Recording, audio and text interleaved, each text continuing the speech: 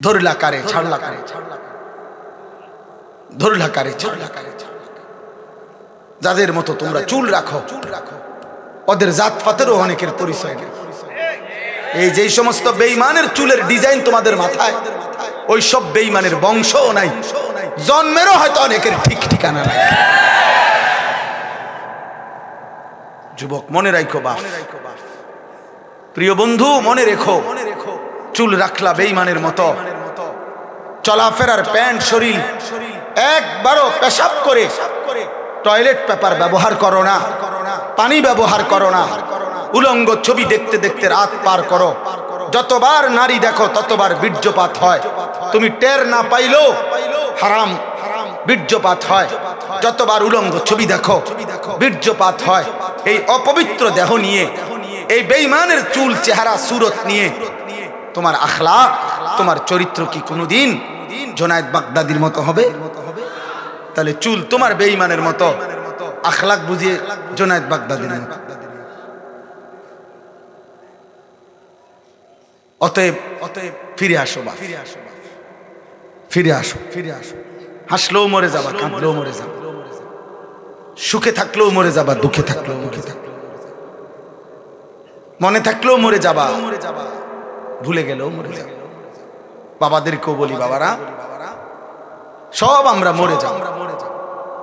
এই পৃথিবী রাজপ্রাসাদে থাকলেও মৃত্যু হবে, জীর্ণ কুঠির কুড়ে ঘরে থাকলেও মৃত্যু হবে। এই কথাটাই আমার শেষ কথা। আল্লাহ তাআলা বলছেন, ওয়াজাআত সাকরাতুল মাউত বিল হক। আল্লাহ বলছে, বান্দা ভুলে যেও না, বান্দা সত্যি সত্যি একদিন মৃত্যুর যন্ত্রণা আসবে, মৃত্যুবরণ করতেই হবে। তুমি হাসলেও চলে যাবা, কাঁদলেও চলে যাবা। তুমি যদি সেজদা করতে করতে আব্দুল কাদের জিলানীও হও, তবুও মৃত্যুর যন্ত্রণার মুখোমুখি হয়ে মৃত্যুবরণ করবে। নাফরমানি করতে করতে যদি ফেরাউন নমরুদের মতো হও, তবুও মৃত্যু যন্ত্রণা ভোগ করে করে মৃত্যু হয়ে। অতএব ছেলেরা, বাবারা, বয়স্করা, মারা, বোনেরা, আমি আপনি সবাই আমরা আমাদেরকে চলে যাইতে হবে মৃত্যুর মুখোমুখি হয়ে। দোস্ত একটা কথা শুধু মনে রাখবে, মৃত্যুর মুখে মৃত্যুর যন্ত্রণা যখন শুরু হয়, তাফসীরের মধ্যে আছে 950 বছরের নূহ আলাইহিস সালাম, 950 বছর যিনি এই পৃথিবীতে হায়াত পাইছেন, আল্লাহর কসম ওনাকে জিজ্ঞেস করা হয়েছে মৃত্যুর পূর্ব মুহূর্তে, হে নবী নূহ, দুনিয়ার এই লম্বা হায়াত যেটা আপনি ছিলেন, আপনার কাছে কতটুকু সময় মনে হচ্ছে? হযরত নূহ আলাইহিস সালাম বলছেন, হায় শোনো, একটা লোকের একটা ছোট্ট ঘর, যে ঘরের দুইটা দরজা, এক দরজা দিয়ে ঢুকছে, আরেক দরজা দিয়া বের হইছে। হযরত বলেন, নূহ আলাইহিস সালাম, আল্লাহর কসম, আমার এই মৃত্যুর যন্ত্রণা এখন এই মুহূর্তে আমার মনে হচ্ছে আমি যেন 950 বছরের এই সময়টা ওই ব্যক্তির ছোট্ট ঘরের এই দরজা দিয়ে ঢুকছি আর এই দরজা দিয়ে বের হইলাম। তাফসীরের মধ্যে আছে 900 বছরও যদি কেউ পৃথিবীতে আল্লাহর নাফরমানি করে হায়াত পায়, কিন্তু একদিন এক সেকেন্ডের কোনো দুঃখ পায় নাই, একটা বারের জন্য কাঁদে নাই, একটা সুইয়ের খোঁচাও তার শরীরে কোনোদিন লাগে নাই, কিন্তু হায়াত পাইছে 900 বছর, আল্লাহর নাফরমানি করছে।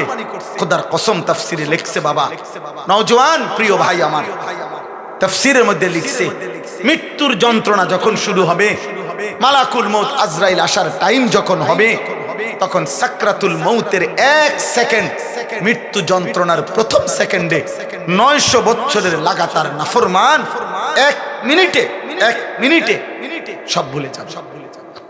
প্রথম সেকেন্ড। দ্বিতীয় সেকেন্ডে যদি তাকে জিজ্ঞেস করা হয়, হে আল্লাহর বান্দা, তুমি জীবনে কোনোদিন পিছনের জীবনটা কেমন কাটাইলা? আল্লাহর কসম সে বলবে, আয় রব, জীবনে সুখ কাকে বলে, আনন্দ কাকে বলে, হাসি কাকে বলে আমি জীবনে দেখি নাই মাওলা, আমি জানি না।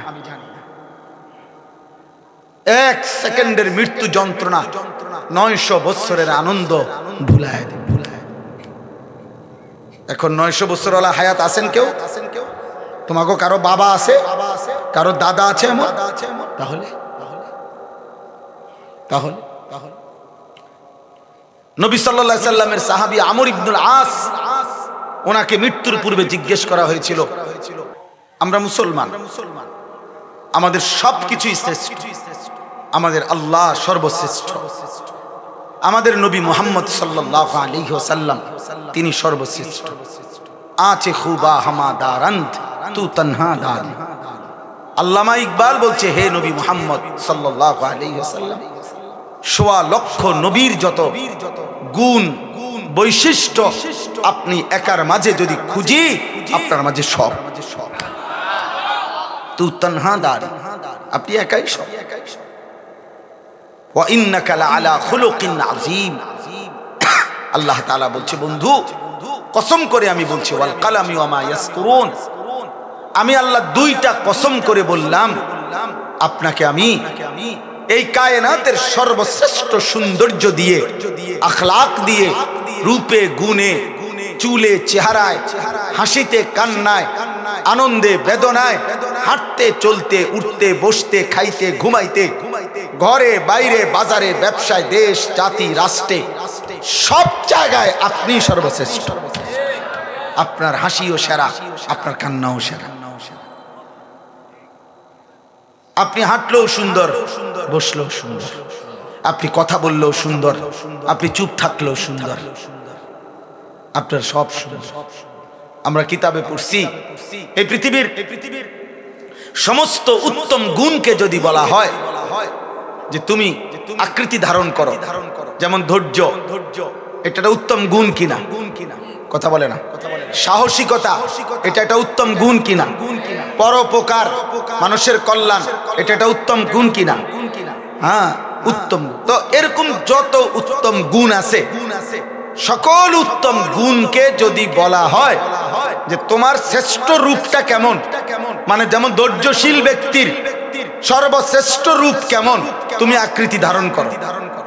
সাহসিকতার সবচেয়ে চূড়ান্ত নমুনা কেমন, তুমি আকৃতি ধারণ করো। পরোপকার, অপরের প্রতি কল্যাণকামী মানুষের সর্বশ্রেষ্ঠ উদাহরণটা কেমন হবে, তুমি আকৃতি ধারণ করো। এইভাবে কিতাবে লিখছে, এই পৃথিবীর সমস্ত উত্তম গুণকে যদি বলা হয়, মানুষের আকৃতি ধারণ করে দেখাও যে সেটা সর্বোচ্চ শ্রেষ্ঠ কেমন হবে। বারবার প্রত্যেক উত্তম গুণের ক্ষেত্রে যার আকৃতি ভেসে উঠবে তিনি মুহাম্মদ সাল্লাল্লাহু আলাইহি ওয়াসাল্লাম। ধৈর্যে যিনি সেরা তিনি মুহাম্মদ, সাহসিকতায় যিনি সেরা তিনি মুহাম্মদ, পরোপকারে যিনি সেরা তিনি মুহাম্মদ, ইয়াকিনে যিনি সেরা তিনি মুহাম্মদ, তাওয়াক্কুলে যিনি সেরা তিনি মুহাম্মদ, তাহাজ্জুদে যিনি সেরা তিনি মুহাম্মদ, তাকওয়াতে যিনি সেরা তিনি মুহাম্মদ। আছে খুবা হামাদারান তু তনহা দারি। সব নবীর যত গুণ সব একাই মুহাম্মদ সাল্লাল্লাহু আলাইহি ওয়াসাল্লাম।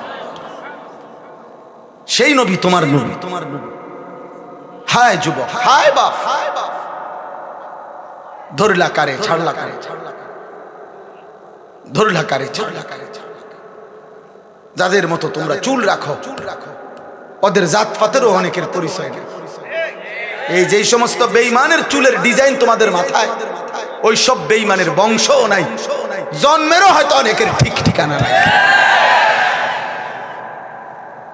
যুবক মনে রাখো বাপ, প্রিয় বন্ধু মনে রেখো, চুল রাখলা বেঈমানের মতো, চলাফেরার প্যান্ট শরীর একবারও পেশাব করে টয়লেট পেপার ব্যবহার করো না, পানি ব্যবহার করো না, উলঙ্গ ছবি দেখতে দেখতে রাত পার করো।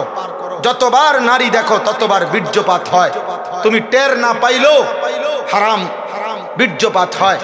যতবার উলঙ্গ ছবি দেখো বীর্যপাত হয়। এই অপবিত্র দেহ নিয়ে, এই বেঈমানের চুল চেহারা সুরত নিয়ে তোমার আখলাক, তোমার চরিত্র কি কোনোদিন জুনায়েদ বাগদাদির মতো হবে? তাহলে চুল তোমার বেঈমানের মতো, আখলাক বুঝিয়ে জুনায়েদ বাগদাদির মতো। অতএব ফিরে আসো বা ফিরে আসো, ফিরে আসো। হাসলেও মরে যাবা, কাঁদলেও মরে যাবা, সুখে থাকলেও মরে যাবা, দুঃখে থাকলেও মরে যাবা, মনে থাকলেও মরে যাবা, ভুলে গেলেও মরে যাবা।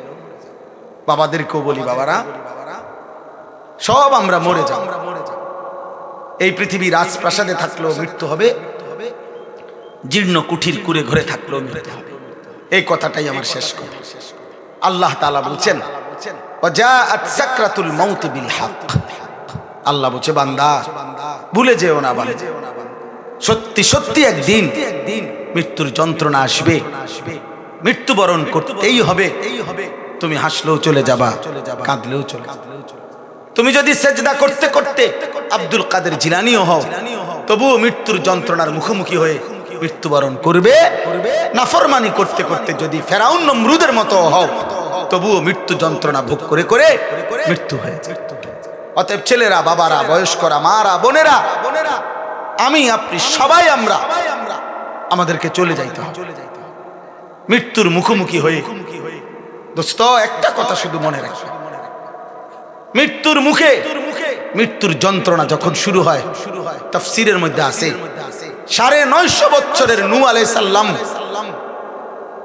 950 বছর যিনি এই পৃথিবীতে হায়াত পাইছেন, আল্লাহর কসম ওনাকে জিজ্ঞেস করা হয়েছে মৃত্যুর পূর্ব মুহূর্তে, হে নবী নূহ, দুনিয়ার এই লম্বা হায়াত যেটা আপনি ছিলেন, আপনার কাছে কতটুকু সময় মনে হচ্ছে?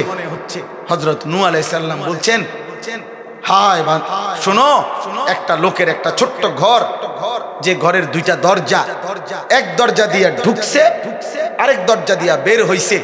হযরত বলেন নূহ আলাইহিস সালাম, আল্লাহর কসম, আমার এই মৃত্যুর যন্ত্রণা এখন এই মুহূর্তে আমার মনে হচ্ছে আমি যেন 950 বছরের এই সময়টা ওই ব্যক্তির ছোট্ট ঘরের এই দরজা দিয়ে ঢুকছি আর এই দরজা দিয়ে এই দরজা। তাফসীরের মধ্যে আছে 900 বছরও যদি কেউ পৃথিবীতে আল্লাহর নাফরমানি করে হায়াত পায়, কিন্তু একদিন এক সেকেন্ডের কোনো দুঃখ পায় নাই, একটা বারের জন্য কাঁদে নাই, একটা সুইয়ের খোঁচাও তার শরীরে কোনোদিন লাগে নাই, কিন্তু হায়াত পাইছে 900 বছর, আল্লাহর নাফরমানি করছে। খোদার কসম তাফসীরে লিখছে, বাবা নওজোয়ান প্রিয় ভাই আমার, তাফসীরের মধ্যে লিখছে মৃত্যুর যন্ত্রণা যখন শুরু হবে, মালাকুল মউত আজরাইল আসার টাইম যখন হবে, তখন সাকরাতুল মউতের 1 সেকেন্ড, মৃত্যু যন্ত্রণার প্রথম সেকেন্ডে 900 বছরের লাগাতার নাফরমান 1 মিনিটে সব ভুলে যাবে। প্রথম সেকেন্ড। দ্বিতীয় সেকেন্ডে যদি তাকে জিজ্ঞেস করা হয়, হে আল্লাহর বান্দা, তুমি জীবনে কোনোদিন পিছনের জীবনটা কেমন কাটাইলা? আল্লাহর কসম সে বলবে, আয় রব, জীবনে সুখ কাকে বলে, আনন্দ কাকে বলে, হাসি কাকে বলে আমি জীবনে দেখি নাই মাওলা, আমি জানি না। 1 সেকেন্ডের মৃত্যু যন্ত্রণা 900 বছরের আনন্দ ভুলায়। এখন 900 বছরওয়ালা হায়াত আছেন কেউ? তোমাকে কারো বাবা আছে, কারো দাদা আছে এমন? তাহলে নবী সাল্লাল্লাহু আলাইহি সাল্লামের সাহাবী আমর ইবনুল আস, ওনাকে মৃত্যুর পূর্বে জিজ্ঞেস করা হয়েছিল, হে নবীর সাহাবী, এই মুহূর্তে মৃত্যুর পূর্বে, উনি সাহাবী, ইমানদার, শ্রেষ্ঠ সাহাবীদের একজন, মিশর বিজেতা সাহাবী, সাহাবাদের মধ্যে জলিলুল কদর যারা, তার মধ্যে একজন আমর ইবনুল আস। ওনারে বলা হয়েছে যে, হে সাহাবী, মৃত্যুর পূর্বে এখন আপনার সাকরাতুল মউত, মৃত্যুর যন্ত্রণাটা কেমন মনে হইতেছে? আমার কাছে কিতাব আছে দোস্ত, আরবি কিতাবে পড়ছি আমি। উনি বলছি ইয়া বুনাইয়া, ওনার ছেলেকে বলতেছিলেন, আমার সন্তান, কাআন্না জিবালাদ দুনিয়া আলা সাদরি, আমার মনে হইতেছে এই পৃথিবীর সবগুলো পাহাড় আমার বুকের উপরে চাপ দিয়ে রাখছে। কাআন্না জিবালাদ দুনিয়া আলা সাদরি, আমার বুকে যেন এই পৃথিবীর সবগুলো পাহাড় চাপ দিয়ে রাখছে। ওয়া কাআন্নী আতানাফাসু মিন সাকবিল ইবরা, আর তিনি বলেন আমি যেন সুইয়ের ছিদ্র দিয়ে নিঃশ্বাস নিচ্ছি। তুমি কে? তুমি কে দোস্ত? আমি কে? হায়, যদি সাহাবীর মৃত্যু যন্ত্রণা এমন লাগে, গত 30 বছর যে সুদ খায় ওই হারামখোরের মৃত্যু যন্ত্রণা কেমন? গত 60 বছর 40 বছর ধরে যেই নাফরমান প্রতিদিন বিড়ি সিগারেট খায়, ওর মৃত্যু যন্ত্রণা কি? প্রতিদিন যে ওজনে কম দেয়, হারাম রোজগার করে, চুরি ডাকাতি ছিনতাই লুণ্ঠন করে, এই নাফরমানের মৃত্যু যন্ত্রণা কেমন হবে? ওই যুবক বলো না আব্বা, 365 দিনের খোদার এক বছরে যে কোনদিন ফজরের নামাজ পড়লা না বাপ, ওই অবস্থায় তোমার মৃত্যু হলে তোমার মৃত্যু যন্ত্রণা কেমন হবে? এরপরে তো জান কবজের কষ্ট, এরপরে তো কবরের কষ্ট, এরপরে হাসরের ময়দানে দাঁড়াইবার কষ্ট, এরপরে মিজানের পাল্লায় হিসাবের কষ্ট, এরপরে ফুলসিরাত পার হওয়ার কষ্ট, এরপরে জাহান্নামের কষ্ট। হায় বাপ, আমি সইব কেমনে, তুমি সইব কেমনে? فكيف تتقون إن كفرتم يوما يجعل الولدان شيبا। আল্লাহ বলছে বান্দা, আল্লাহ নিজে বলছে এই বান্দা, সেদিন হাসরের ময়দানের এই যে নাফরমানি করছো তুমি কেমনে বাঁচবা? আমার বান্দা তুমি জানো হাসরের ময়দানের একদিনের দুঃখ কষ্ট পেরেশানি, ইয়াজালুল বিলদানা শিবা, কোলের বাচ্চা একদিনে বুড়া বানায় ফেলবে, বুড়া বুড়া। কোরআন শরীফের সূরা মুজাম্মিলের আয়াত। অতএব প্রিয় ভাই, প্রিয় নওজোয়ান, বয়স্ক বাবা, পর্দার আড়ালের মা বোন, আমি আপনি সবাই, হুজুর, পাবলিক, আলেম, ওলামা, আমরা সবাই মৃত্যুর প্রস্তুতি নেই। আল্লাহ আমাদেরকে তৌফিক দান করুন, আল্লাহ আমাদেরকে কবুল করে।